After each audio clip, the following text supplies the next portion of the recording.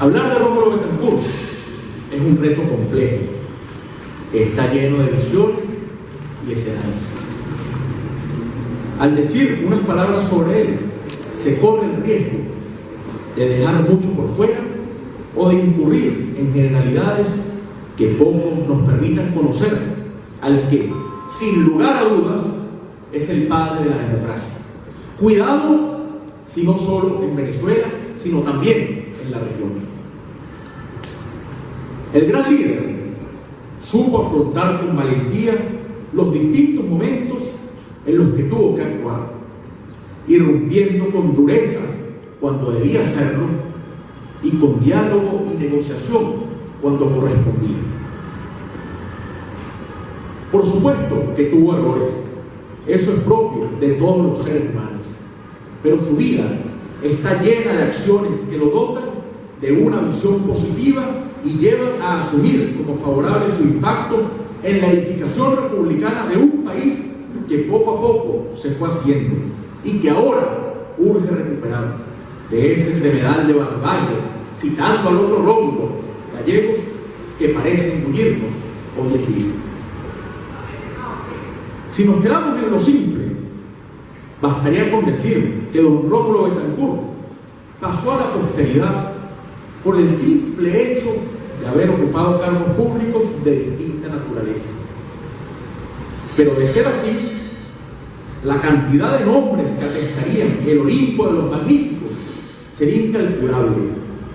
Además de que no todos los que han llegado a las altas investiduras son dignos de merecer tal sitial.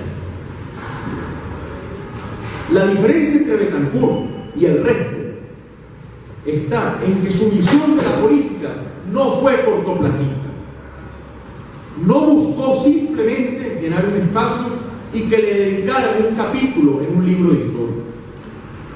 Pensó en Venezuela y para ello le tocó sacrificar su comodidad, su tranquilidad e incluso su propia seguridad.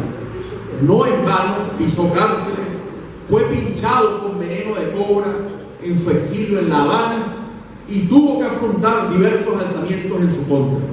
El más emblemático de ellos, el 24 de junio de 1960, que quemó gran parte de su cuerpo.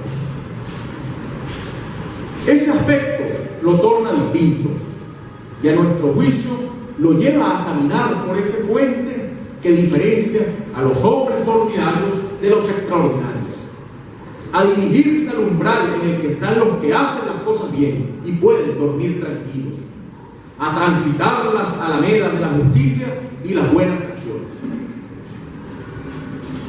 El decreto número 9 de la Junta Revolucionaria de Gobierno, promulgado el 22 de octubre de 1945, es en años el primer esbozo de antipersonalismo que podía existir en Venezuela, pues impedía a los miembros del cuerpo colegiado postularse a la primera magistratura cuando se dieran las elecciones libres.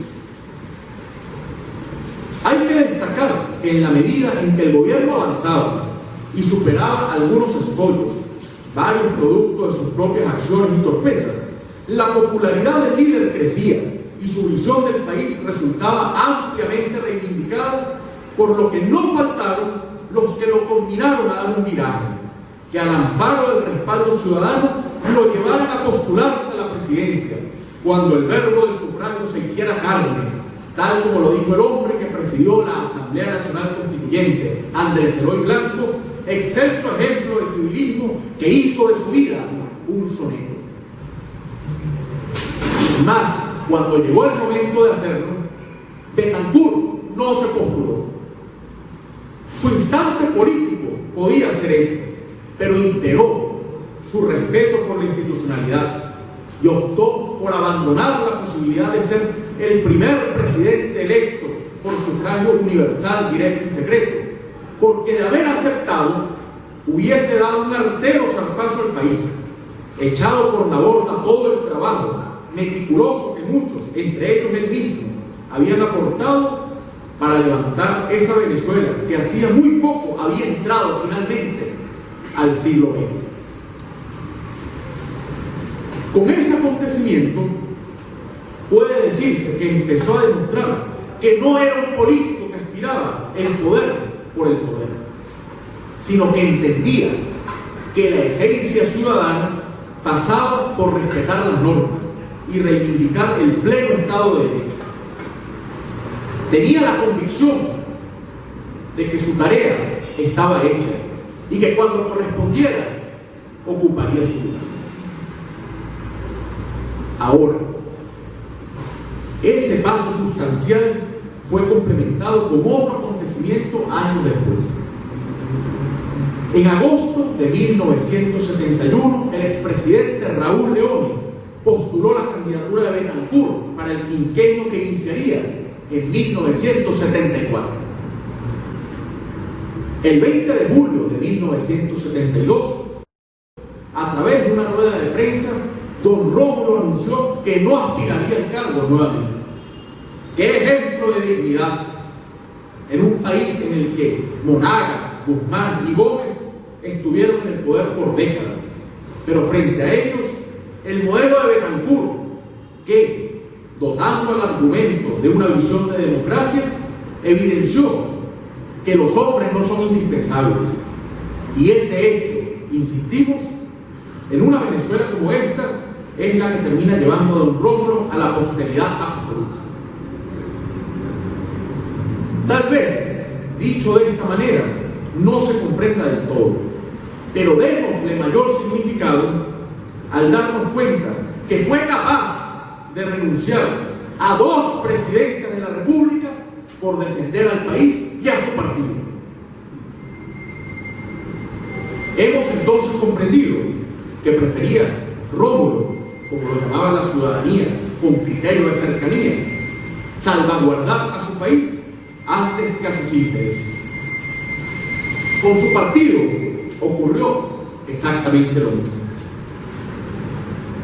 Acción Democrática no es el partido de Betancur, es el conglomerado de ciudadanos que apuestan al republicanismo civil, a la esencia moral, a la libertad y a la democracia. Su éxito en estos 78 años está en que no es un factor al servicio de individualidad política alguna, pudiendo poner un ejemplo que muy pocos partidos pueden escribir, y es que salvo en una oportunidad, la tarjeta de Acción Democrática no ha repetido candidato presidencial. Por ello, Betancur fue sencillamente un militante más de la organización que actuó con voluntad para que saliera adelante su tolda blanca, su partido del pueblo. Es menester agregar que incluso muchos de los que se fueron con justas aspiraciones y mostrando discrepancias hacia la manera en la que se dirigía el partido, optaron por regresar al tiempo y reconstituir la organización. También tiene enorme significado y demuestra que no hay ni venganza ni sectarismo al reconocerse los logros de personalidades que pasaron por el partido y terminaron fundando otras organizaciones e incluso aspirando a la presidencia. Ya por esos acontecimientos pareciera ser suficiente para dar a Rómulo el sitial preponderante que se merece. Pero hay otros factores que se torna necesario incluir y que de no hacerlo caeríamos en esa generalidad que haría un enorme daño para el propósito de vencer las tinieblas, que foros como este tienen objetivos dirigidos a desmontar las matrices de las mentiras. Es fundamental aclarar algo. No es acercarnos a la figura de Rómulo Betancur simplemente, es hacerlo para a través de ella hacer un ejercicio valorativo de la democracia, no solo como un viejo sueño para suspirar, sino para movernos en torno a la necesidad de buscar referentes que nos insten a luchar por un país a derecho, en el que priven valores con postulados firmes y con claridad. Don Rómulo creía en lo que hacía, sin importar las consecuencias que eso pudiese tener. E incluso, en unos casos, sabiendo que le tocaría actuar solo. Por ello, se empeñó de forma determinante a combatir las dictaduras de Trujillo en la República Dominicana y la de la Revolución Cubana, que terminó siendo una frustración, pues pese a las ilusiones que había despertado, se convirtió en algo tan patético como lo que había combatido. En este punto es preciso hacer un alto y volver a mostrar la valentía de Betancur, puesto que combatió a la Revolución Cubana y a sus remanentes en una época en que estaba de moda ser castrista. De esta manera se hizo perentorio organizar un mecanismo que blindara a las naciones de los peligrosos avances que asomaban ciertas estructuras dictatoriales. Y por eso se definió una doctrina que lleva su nombre, aunque a él no le gustaba que se identificara de esa manera, en la cual se determinaba que aquellos regímenes de facto que no hicieran nada por recuperar el orden constitucional debían ser aislados para provocar reacciones internas. Así se aplicó a Argentina cuando Arturo Frondizi fue derrocado por un movimiento militar en 1962. Se pensaba que este caso ameritaría la condena colectiva de la región, pero los países prefirieron ser cautelosos y esperar ver qué ocurría. Posteriormente se le aplicó a Perú ante el derrocamiento de Manuel Prado Ugarteche, asonada que además se llevaba por delante un proceso electoral cuya primera vuelta había ganado el emblemático Víctor Raúl Haya de la Torre, pero que dependía de una segunda ronda en el Congreso de la República. Esta no se dio por el zarpazo militar. Este mecanismo se le ejecutó también a Guatemala, que aunque era gobernada por el dictador Miguel Dígoras, este funesto personaje, ante las presiones internacionales y las protestas nacionales, se había visto obligado a realizar un proceso electoral transparente que sin lugar a dudas ganaría Juan José Arévalo, un revolucionario guatemalteco que fue, junto al primer ministro Carlos Prío Socarrás, el primero en reconocer al gobierno revolucionario emanado del 18 de octubre de 1945. Sin embargo, no hubo elecciones, por lo que el eminente pedagogo no pudo regresar a la primera magistratura de su nación. Se le aplicó también la doctrina a Haití, país en el que maniobras inconstitucionales le habían dado el poder vitalicio a François Duvalier, y a Ecuador, donde el presidente Arosemena había sido derrocado por un movimiento castrense que hacía que el país se convirtiera en un régimen de facto. Posteriormente, tal vez es por el significado histórico que podía tener y lo parecido que eran los pueblos, o son los pueblos dominicano y venezolano, el caso más doloroso para el presidente venezolano fue la aplicación a la República Dominicana por el derrocamiento el 25 de septiembre de 1963 del gran Juan Bosch. Así como el aciago 24 de noviembre de 1948 había caído un novelista como Gallegos, en este caso un gobierno como los cuentos que hacía el gran escritor dominicano terminaba abruptamente. Finalmente, ya en las postrimerías del quinquenio, el gobierno rompió relaciones con Honduras por el derrocamiento del médico Ramón Villeda Morales. Aunque la voluntad de Betancur podía ser cuidada para presionar y hacer que esas manzanas dañadas por la violencia y el golpismo no contaminaran al resto de frutos que había en la canasta, desgraciadamente su plan no se entendió de esa manera, acusándole de injerencista, y poco a poco los regímenes militares fueron encargándose de boicotear la iniciativa, dejando entonces a Venezuela en un estado de aislamiento que se profundizaría en el mandato del presidente León. Se nota entonces que Betancur actuó movido por sus convicciones y sabiendo que era muy poco lo que podía hacer a favor de la democratización del continente si no había buena voluntad del resto de los estados. Como el propósito de estas conferencias es ayudar a desmontar las falsedades, hay que indicar también que si bien tuvimos las mejores relaciones con los Estados Unidos de América, por ejemplo, la visita del presidente Kennedy, no escatimó Betancourt en condenar la injerencia de ese país en casos como el nicaragüense, en la invasión a Playa Girón en Cuba, o bien en defender con ahínco la creación de la Organización de Países Exportadores de Petróleo, como una gran y necesaria iniciativa. Allí vemos otros ejemplos que ratifican que el presidente defendía de forma determinante sus creencias y ponía siempre en primer lugar sus principios y la razón nacional.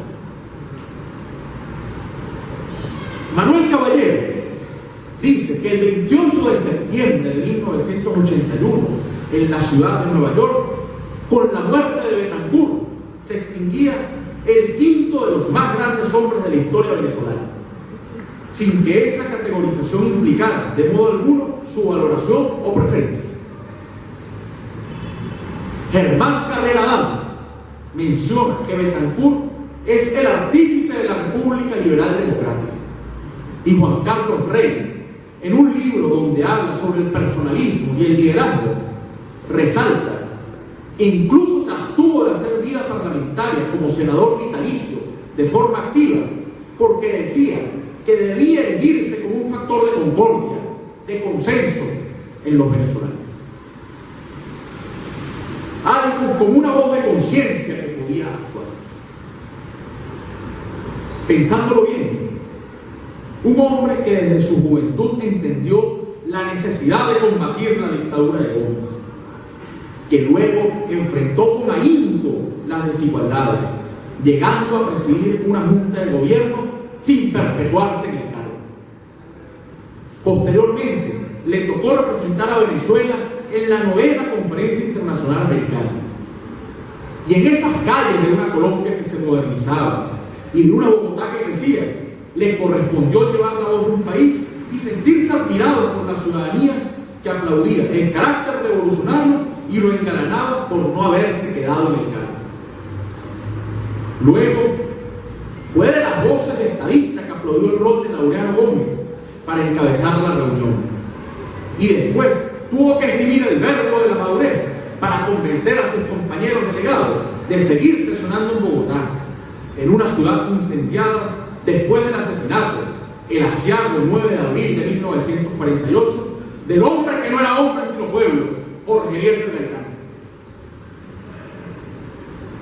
De las glorias supremas tuvo que sentir las penurias del exilio, movido, eso sí, por las convicciones de que amanecería un sol de esperanza y libertad para Venezuela, y aprovechando meticulosamente de convencer a los países para que entendieran que en Venezuela había una dictadura y no era conveniente participar en las bufas convocatorias del régimen.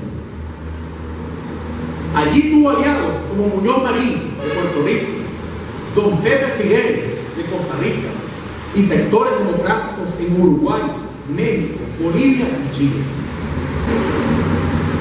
Era sentir un exilio desde el que vio cómo la saga se impulsó contra su país y su partido, y sus compañeros vegetaban en Guasina, sentían los rines afilados del sadismo en la seguridad nacional, estaban viviendo penurias en cárceles o exilios, o eran asesinados 2 veces como Luis Pineda, una física y una moral, porque las dictaduras asesinan 2 veces y no hay prensa libre que lo reseñe. Pero luego llegó el momento y le tocó gobernar en una Venezuela democrática, una Venezuela en la que había esperanza, una Venezuela libre y de los venezolanos, en la que le tocó entenderse y surgieron grandes instrumentos como el Pacto de Punto Fijo. Si bien fue muy duro el tener que gobernar presionado por sectores de distinta naturaleza, no entregó su gobierno ni un día antes ni un día después.